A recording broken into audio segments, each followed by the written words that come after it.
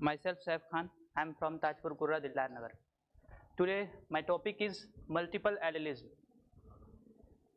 Here is an introduction. Means gene that have more than 2 alleles. जिस gene में 2 से ज़्यादा एलील्स मीन्स 3 और मोर देन 3 एलील्स प्रेजेंट रहते हैं उनको कहते हैं multiple alleles. Genes and their alleles. About 30% of genes are diallelic, means there are 2 alleles are present on their locus of homologous chromosomes. जो उनके homologous chromosomes होते हैं उसके ऊपर दो एलील्स प्रेजेंट रहते हैं, उसको कहते हैं डाईएलेलिक. और उससे ज़्यादा अगर प्रेजेंट रहेंगे तो मल्टीपल एलील उसके लिए टर्म यूज़ करते हैं. और इस फिनोमिना और स्टडी को कहते हैं multiple allelism. About 70% are monoallelic. Monoallelic means एक एलील प्रेजेंट रहेगा उसमें. 70% जितना जीन होता है उसमें 70% जीन मोनोएलिलिक होता है, एक एलील प्रेजेंट रहेगा जिसकी वजह से इसमें वेरिएशन नहीं आएगा, क्योंकि वेरिएशन का मीन्स होता है मियोसिस. मियोसिस होगा तभी वेरिएशन आएगा और मियोसिस के लिए 2 पेरेंट्स का होना जरूरी है, इसीलिए इसको मोनोएलिलिक में मियोसिस नहीं होता है. They show no variation. A few are polyallelic having more than 2 forms, means here is a multiple allelism. Gene and immune system. Gene और हमारे इम्यून सिस्टम से क्या कनेक्शन है? Polyallelic gene associated with tissue type.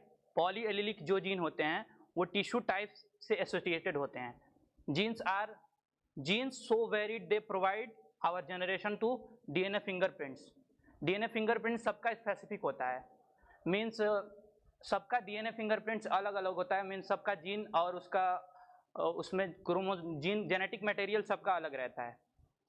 Important for our immune system, ये हमारे immune system के लिए important है. Self and non self. Self का मीन्स होता है खुद का जो जीन रहता है उसको सेल्फ कहते हैं, और जो फॉरेन ऑर्गेनिज्म या फॉरेन कोई भी चीज़ आएगा उसके ऊपर जो अटैक करेगा वो नॉन सेल्फ रहेगा. और अब आते हैं हम, इसका सबसे बेस्ट एग्जांपल है मल्टीपल एलिलिज्म का एबियो ब्लड ग्रुपिंग. और बहुत सारे हैं, coat colour in mice and Drosophila melanogaster का जो आई का कलर होता है वो भी मल्टीपल एलिलिज्म, उसमें 15 एलील्स रहते हैं, वो भी मल्टीपल एलिलिज्म का एग्जांपल है. और एबियो ब्लड ग्रुप तो मल्टीपल एलिलिज्म का सबसे बेस्ट एग्जांपल माना जाता है, क्योंकि ये 3 एलील से कंट्रोल होता है और ये आई जीन से कंट्रोल होता है. I stand for immuno agglutinogen. Alleles for antigen on the surface of red blood cell. Alleles होते हैं जो आरबीसी के सरफेस पे जो एंटीजन प्रेजेंट रहता है उसको कहते हैं एंटीजन. वो होता है और एंटीजन एंटीबॉडी प्रोड्यूस करता है, जिसके वजह से हमारा सेल्फ और नॉन सेल्फ डिफाइन होता है. अगर खुद का रहेगा तो वो खुद को नहीं मारेगा, अगर दूसरे का आएगा तो उसको एंटीबॉडी भेज के उसको डिस्ट्रॉय कर देगा.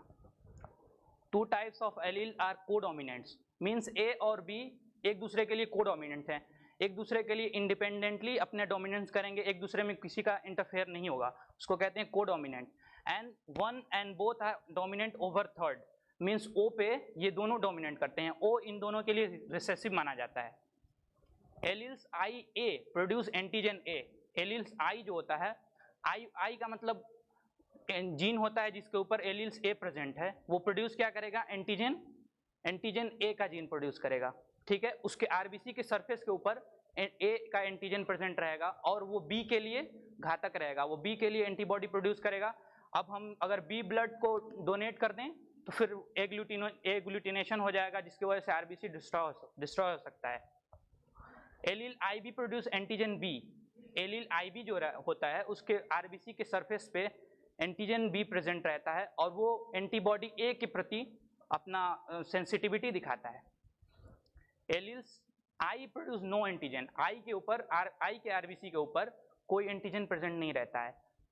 इसी के वजह से ब्लड ग्रुप ओ जो होता है वो यूनिवर्सल डोनर होता है, वो किसी को भी ब्लड दे सकता है. ठीक है, और ए बी जो रहता है वो यूनिवर्सल रेसिपिएंट बोलते हैं उसको, क्योंकि वो किसी से भी ब्लड ले सकता है, क्योंकि ए और बी दोनों कोडोमिनेटली प्रेजेंट है और दोनों का एंटीजन प्रेजेंट है आरबीसी के सरफेस पे. इसी की वजह से वो एक दूसरे के लिए एंटीबॉडी प्रोड्यूस नहीं करेंगे.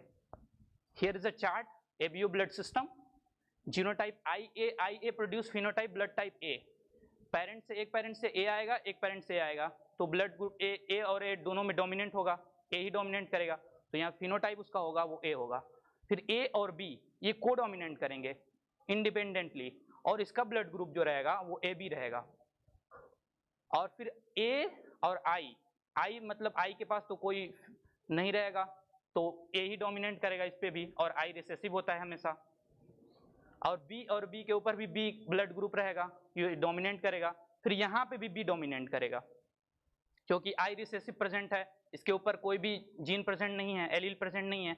और यहाँ पे I और I के पास अगर दोनों रिसेसिव फॉर्म में हैं, होमोजाइगस कंडीशन में ही ये फिनोटाइप ब्लड ग्रुप O बनाएगा, क्योंकि हेटेरोजाइगस कंडीशन में तो बन नहीं रहा है, तो होमोजाइगस कंडीशन में ही ये बना रहा है. तो नोट दिया है blood type A and B, two possible genotype, homozygous and heterozygous, इसके बारे में बताया है. Blood type ABO have one type of genotype, इसका जीनोटाइप एक ही होता है. देख रहे हैं यहाँ पे एक ये और एक ये, और अदर तो एक ही डोमिनेंट कर रहा है और एक रिसेसिव. और यहाँ पे है blood types and transfusion. ABO blood group को लैंस्टेनर ने सबसे पहले 1901 में डिस्कवर किया था, और ये ब्लड टाइप बताया उन्होंने.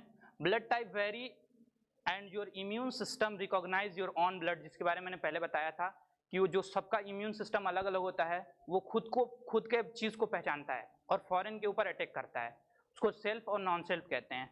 अदर ब्लड टाइप और नॉन सेल्फ.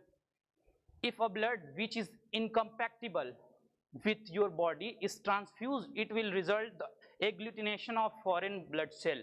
Means अगर A ब्लड ग्रुप का कोई इंसान है, उसमें B ब्लड ग्रुप का अगर ट्रांसफ्यूजन करा दें, तो फिर वो एग्लूटिनेशन हो जाएगा. उसका एंटीबॉडी A के सरफेस पे A का जो एंटीबॉडी है वो B के प्रति सेंसिटिव है, तो B के लिए एंटीबॉडी रिलीज करेगा, और B के लिए एंटीबॉडी रिलीज करके वो एक दूसरे से रिएक्शन करेंगे. उस रिएक्शन को ही कहते हैं एग्लूटिनेशन. मींस RBC डिस्ट्रॉय हो जाएगा, जिसके वजह से डेथ भी हो सकता है. और ये नॉर्मल RBC का है structure. As a plasma membrane structure जो होता है, ये ग्लाइकोप्रोटीन का बना रहता है, एंटीजन, ठीक है. कार्बोहाइड्रेट साइड चेन रहता है इसके ऊपर, और प्रोटीन का बना रहता है. हाइड्रोफोबिक इंड रहता है, hydrophilic. Hydrophobic means water hating, और हाइड्रोफिलिक मीन्स वाटर लविंग. और ये एग्लूटिनेशन का स्ट्रक्चर है, ये नेटवर्क लाइक RBC को बना के यहाँ पे RBC को ब्रस्ट करके RBC को रप्चर करके दिखाया है. हाँ. Blood type and transfusion. Type A people produce antibody to agglutinate cell which carry type B antigen. जो बारे में बताया आपको पहले कि टाइप A का जिसका ब्लड रहेगा वो B के लिए सेंसिटिव रहेगा, तो B उसके लिए ट्रांसफ्यूजन नहीं कर सकता है, वो recognise as non self. B उसके लिए नॉन सेल्फ हो जाएगा A अगर ब्लड ग्रुप रहेगा किसी का. तो the opposition is true for people who are type B, means vice versa, ऐसे ही इसका उल्टा हो जाएगा. Neither of these blood with agglutinate blood cell which are O. O के पास एग्लूटिनेट क्यों नहीं होता है? क्योंकि O के सरफेस पे कोई एंटीजन प्रेजेंट ही नहीं रहता है, इसकी वजह से वो एंटीबॉडी रिलीज ही नहीं करेगा, ठीक है. वो किसी को भी डोनेट कर सकता है, और वो इसीलिए एग्लूटिनेशन नहीं होता है, क्योंकि उसके सरफेस पे RBC के सरफेस पे कोई एंटीजन प्रेजेंट नहीं रहता है. Type O cell do not carry any antigen, वही जो पहले बताया. For the ABO system type O cell pass incognito, इसीलिए इसको इनकॉग्निटो भी कहते हैं. What about AB peoples. AB peoples के बारे में क्या कहते हैं? वही AB सबको डोनेट कर सकता है, AB सबसे ले सकता है, क्योंकि उसके पास कोडोमिनेंट है, वो दोनों का एंटीजन उसके RBC पे प्रेजेंट रहता है. और ये डोनर रेसिपिएंट कंपैटिबिलिटी, ये कौन सा ब्लड किसको दे सकता है, किसको नहीं दे सकता है. ये नॉर्मल ट्रांसफ्यूजन है, ये एग्लूटिनेशन है, मींस RBC का रप्चर होना है, ये भी नॉर्मल. ब्लड टाइप A ये डोनर हो गया, ये रेसिपिएंट हो गया, ठीक है. ब्लड टाइप A जिसका रहेगा, ब्लड टाइप A को डोनेट कर सकता है, B को नहीं कर सकता, और AB को कर सकता है, O को नहीं कर सकता. और फिर वैसे ही ब्लड टाइप B A को नहीं कर सकता, B को कर सकता है, AB को कर सकता है, और O को नहीं कर सकता. वैसे ही AB क्या A को नहीं कर सकता है डोनेट, B को भी नहीं कर सकता है, AB को कर सकता है. AB ब्लड ग्रुप बस AB को डोनेट कर सकता है, O को भी नहीं कर सकता. फिर ओ तो सबको डोनेट कर सकता है, इसको भी, इसको भी, इसको भी। यहाँ पे नोट दिया है, टाइप ओ ब्लड ग्रुप में be transfuse with all types of, universal donor इसीलिए कहा जाता है क्योंकि सारे ब्लड टाइप को डोनेट कर सकता है ये। और टाइप ए बी जो होता है वो can receive from all other blood types, means universal recipient. इसको यूनिवर्सल रेसिपिएंट इसलिए बोलते हैं क्योंकि ये सबसे ब्लड ले सकता है। Here is RH incompatibility. Here is incompatibility means होता है जिसका मेल ना हो, जो मेल ना कर सके एक दूसरे से, उसको कहते हैं इनकम्पैक्टिबिलिटी। दिखाया है एक पेरेंट्स है male female, RH negative women and RH positive man conceive a child. एक RH पॉजिटिव मैन है और एक RH पॉजिटिव मतलब निगेटिव, RH निगेटिव वुमेन है और RH पॉजिटिव मैन है, जिनसे एक चाइल्ड कंसीव होता है। तो RH निगेटिव जो वुमन है उसके पास उसका जो मतलब फिटस रहेगा, जो बच्चा रहेगा उसका, वो उसके पास RH पॉजिटिव का जीन आ जाएगा, ठीक है। तो RH निगेटिव वुमेन है, RH पॉजिटिव फिटस हो गया। Cell from RH positive fetus enter into woman blood stream, means जो RH पॉजिटिव का फिटस है उससे थोड़ा बहुत एंटीबॉडी ब्लड के थ्रू मदर में चला जाएगा, ठीक है। मदर में जाने से उसके मदर में जो एंटीबॉडी रिलीज हो जाएगा। फर्स्ट चाइल्ड में तो कोई प्रॉब्लम नहीं होगा, फिर जब सेकेंड चाइल्ड आएगा तो वो उसके लिए सेंसिटिव हो जाएगा, ठीक है। सेंसिटिव होके फिर sensitive to antibody for fight RH positive, और इसके वजह से जो सेकेंड चाइल्ड हो जाएगा वो डेंजर में उसका पड़ जाएगा और उसका ब्लड जो है वो रप्चर करके RBC ब्रस्ट हो जाएगा, जिसके लिए वो फिटस मर भी सकता है। Thank you.